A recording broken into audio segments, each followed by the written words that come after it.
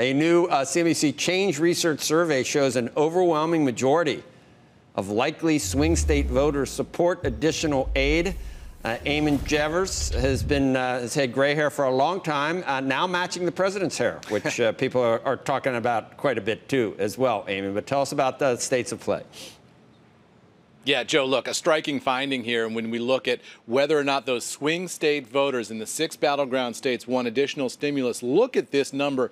81% of the people we surveyed here, likely voters, say that they would like additional stimulus. That is a monster number, and it's not too much of an exaggeration to say that the only things that poll in the 80s are things like, mom and apple pie in this country. That is a striking finding, and it's across the board here. Overwhelming majorities of both parties want to see that stimulus. You talk about 81% in the battleground states. Among Democrats in those battleground states, it's 95% that want to see additional stimulus. 68% of Republicans, though, you wouldn't expect Republicans to want a lot more government spending. Still, 68% of them in our survey here are saying that they do want that additional stimulus. And part of the reason is the real fear that we're seeing about the future of the U.S. economy. The millions of layoffs that we've seen are really having an impact on the way people think about this.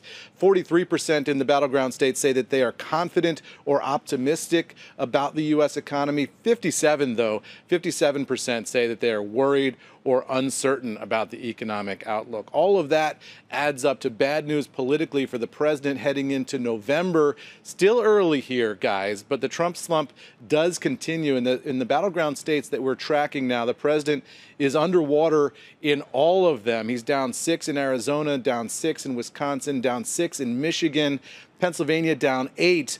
North Carolina is a squeaker, but the president is down 1 in our poll in North Carolina of these likely voters, and in Florida down 7. And Joe, I should explain, we're polling just these battleground states this time around because we're trying to avoid the problem that we saw in 2016 where people relied on the national polls to get a sense of where the election was going and really missed the Electoral College victory opportunity that the president had.